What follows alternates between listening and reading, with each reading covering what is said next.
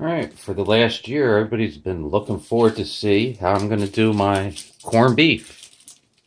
They all got mad. I'm cutting onions in my hand. I use the blood.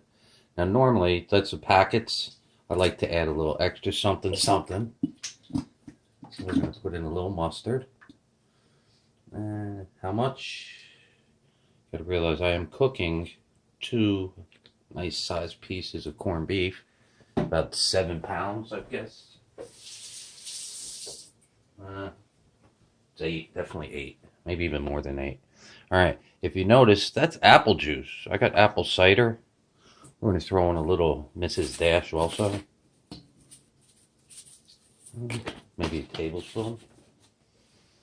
Got a little garlic powder. Maybe a teaspoon on that. Alright, I'm going to throw in one more apple juice. So that'd be 1 gallon of apple juice. I'm using my mega pot. This is a 20 quart. I bought this for one reason.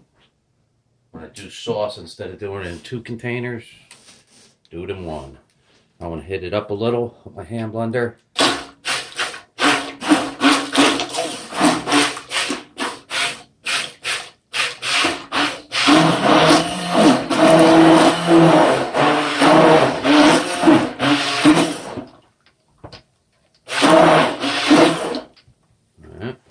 Any place I seen those chunks of mustard, I wanted to get rid of them. Shut that off.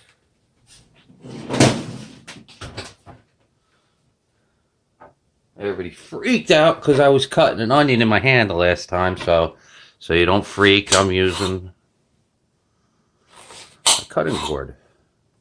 And pretty much 8 is good enough.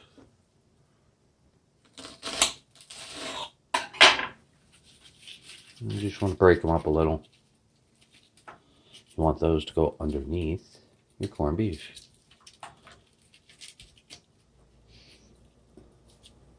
I don't know. I gotta Google this. Am I the first person to ever cook corned beef in apple juice? This is probably going to be unbelievable. The best piece of corned beef I've ever had in my life. And I'm going to do this on probably an induction stovetop. I don't want to destroy my beautiful pot. Get it all burnt.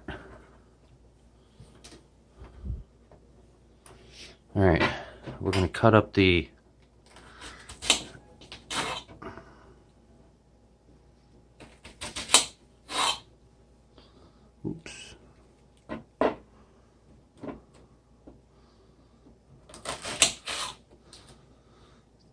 cabbage last and put that on top of the meat. The reason why is we want the cabbage to weigh it down. No matter how much I've ever cooked cabbage, it's still crunchy.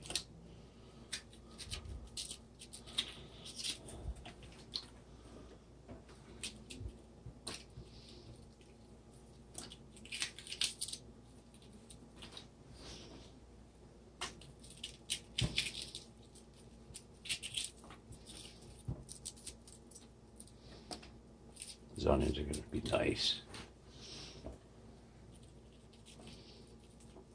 How many haters am I going to get? That's not the way my grandmother makes it. That's not how they make it in the restaurant. Go to another channel. Leave me alone. You want to see how I make it? This is how I make it. Then we got 2 beautiful large pieces of corned beef. I did not use the blood this time. There they are. Let's see which way. I'm going to put one that way and one that way.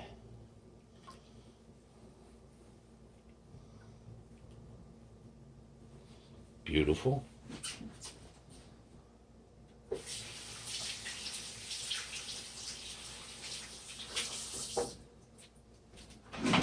Could probably even got away with one, but now I'm using a serrated knife. Notice the sawing motion.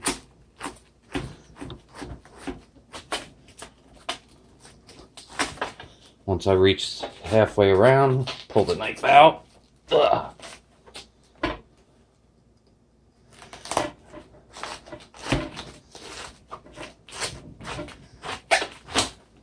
There we go. Once you get it open, see this core right here? That's where you want to cut.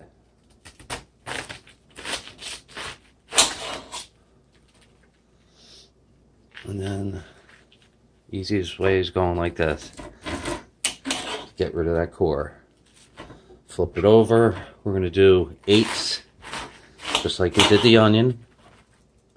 Except these are 8 lengthwise. And start popping it in. Lay it on top. Some people would leave the core and then take it out later just so it stays together. I don't mind falling apart.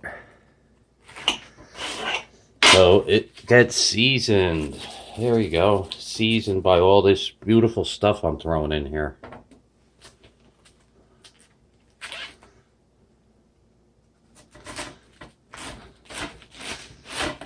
All these flavors.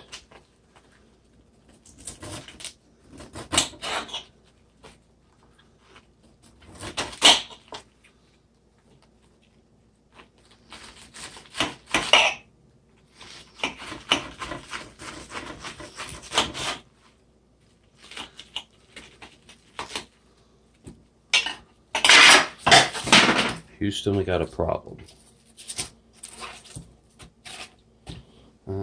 Let's just go get another knife.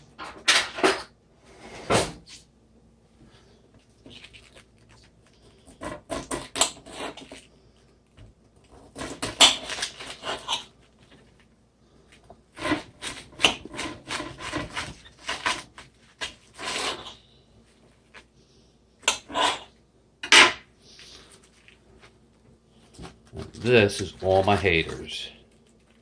Now, one of the healthiest things out there, I'm going to finish this off with what? Wait for it. Green is good. Green is God. All right, here, let's pause it real fast. All right, there you go. And what are we going to do? Right, Brussels sprouts. It would have been Brussels sprouts, but just some sugar snaps. Hold on. Alright, I am almost positive that no one has ever finished off their corned beef. Sugar snaps. Oh, I don't think anybody's ever done corned beef and apple juice, apple cider, or seasoned apple cider. So I believe I'm the first, so if you don't like it, go away. Stop coming to my channel and bothering me. Alright. I'm just gonna... Let's see, is it on? Nope. And then we're gonna set it to medium low. Yeah, we'll do medium low.